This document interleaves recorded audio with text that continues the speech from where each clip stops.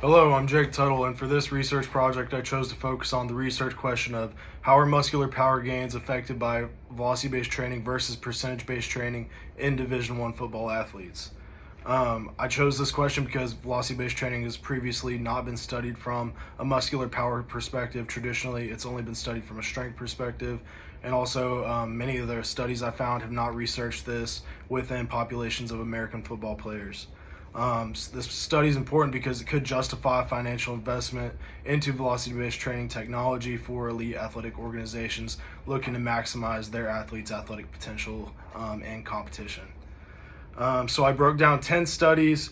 7 had a general consensus that supported velocity-based training over percentage-based training. 2 had a consensus that percentage-based training was more effective than velocity-based training.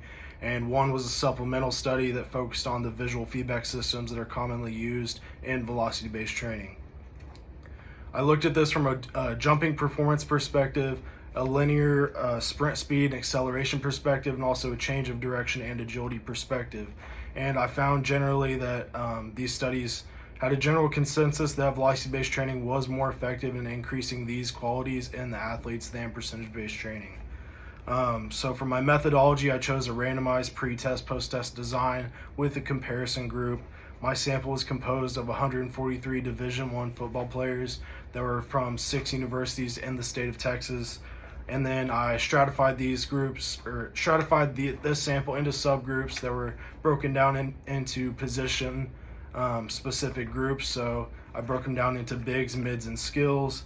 And then I conducted a norm reference counter movement jump test, pre-test. So they tested pre-test, and then they went through 8 weeks of training. One group went through velocity-based training, the other group went through percentage-based training, and then I had them test the CMJ again after the training.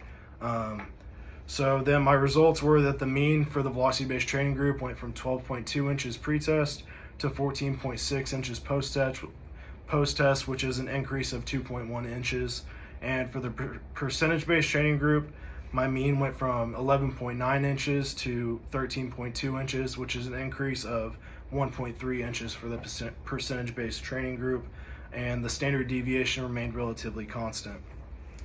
I then conducted a pair samples t-test, which found that both groups were significantly different in their statistics. So both had a significant increase, but the VBT group did increase more than the PBT group did, which leads me to conclude that the VBT training method was more effective than the percentage-based training method, likely due to the autoregulatory nature of velocity-based training, where the load fluctuates, with how an athlete is performing on that given day. Some limitations of the study were that it was a regional sample, so only athletes from the state of Texas. Again, only Division I male athletes. Also, there was a variety of training ages, with the backgrounds that these athletes come from. Also, only the counter movement jump test was used.